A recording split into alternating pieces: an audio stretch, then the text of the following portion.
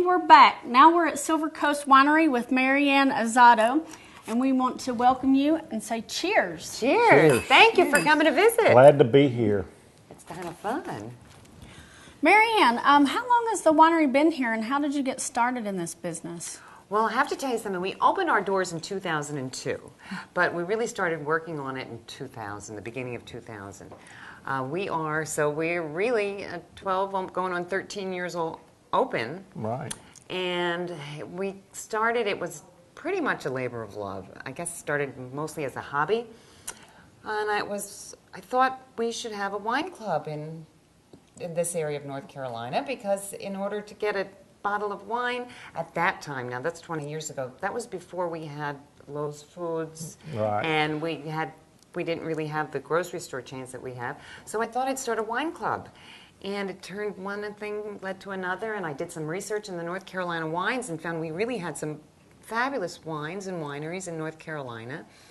So, because at the time we really couldn't import wine from anywhere else other than North Carolina because it was a felony.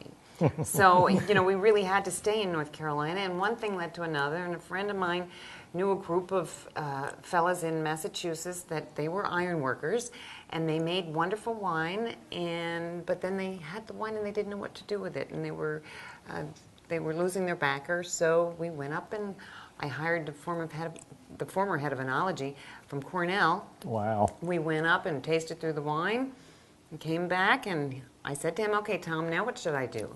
And he said, "Well, you put your pencil to that piece of paper and you tell me what you're going to do."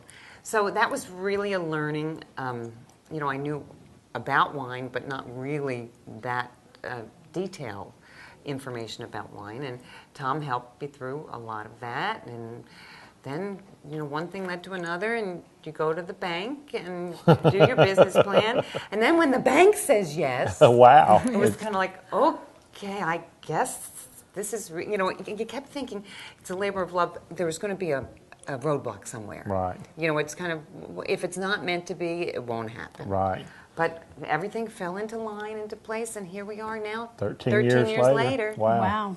And the place is really fabulous. For you folks that are out there in the audience that haven't been here before, it is well worth the trip. Tell us a little bit about all the things you've got going on. Obviously, we're standing here right now in the tasting room at the front. We have racks of wine behind us, but as we go through the place, there's a lot of other unique things that you do here. You have a gift shop, art, barrel room. Talk about some of those things. It's kind of fun. You know what? I have to tell you something. Coming here is a great date. It's kind of really fun. You come in, you take a tour of the winery and see actually how we make the wine. Now what happens is we actually grow some grapes here, the muscadine grapes. The only thing we can grow in this area is the muscadine, mainly because of Pierce's disease, which is a bacterial disease transmitted by leafhoppers. We actually import our grapes from the mountains of Georgia, North Carolina, and some Virginia. So the grapes come in refrigerated trucks and bins that are about 4 by 4 and weigh about 800 pounds, but we have to weigh the grapes when they come in, because that's how we pay for our grapes, by weight and also by bricks, or the amount of sugar in the grapes. So it's one of those things. And then as you're going through the tour, you see the process of going through the destemmer crusher and the press, and then going into the tanks and into the filters and into the barrels, and then back into the tanks and then into the bottle. And then we get a product. And pretty much it takes a while. Once the grapes come in, the red grapes, it's 6 to 8 months before they enter the bottle.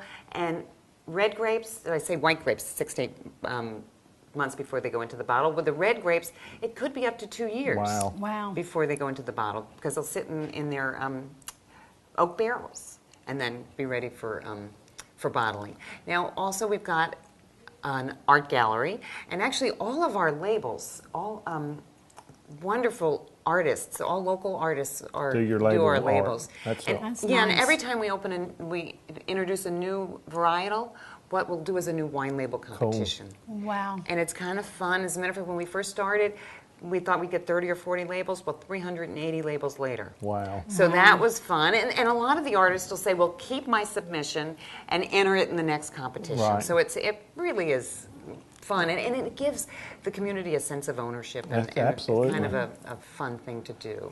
And a lot of those same artists have their art in your gallery. That's correct. We change out the gallery every quarter. And you know what? It's one of those things that it gives you another reason to come visit. There's more things to look at, more interesting perspective. And we've got gifts and a gift shop, and also we do special events. Right. The Barrel Room, which we'll take a look at in a little while, the Barrel Room dresses up so beautiful for a wedding or charity event. We've got a bridal show coming up in January. We've got a Christmas dinner show in the middle of December, which is wonderful. The entertainer is back by popular demand. He was here this summer, and everybody raved about him. So and who was that? Taylor Michaels. Okay. It's a Taylor Michaels. He's a little bit of a Vegas show type thing, so it's kind of fun, very entertaining. Now you said charities. I think you mentioned before while we were getting ready to set up, that you're doing a charity with. Well, there's Habitat for Humanity in February, and those tickets for Habitat will go probably the beginning of the year. And then in May we do the Strawberry and Wine Festival, which benefits the preservation of the Sunset Bridge. Right. And Old Bridge the Old Bridge Society. Yeah. And so, and you know what? I have to tell you, through the year, we support our local charities. And anything, you know, if somebody has an event, and please come talk to us about the possibility of doing something here, because we've got a room where we can house up to 125 people with a dance floor. Wow. So that's a nice size. And saying that about the charities, you have been awesome. I know last year we worked on the Sandy project through you guys with the local chambers and a lot of other businesses.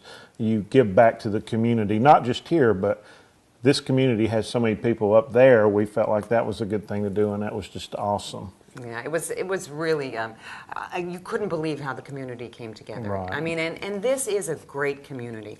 I have to tell you something, where else would you live? We all get here as soon as we can. That's right. Yeah. That's exactly right. And I have to let you know, we also have a fun thing. We have a tasting room in Southport as well.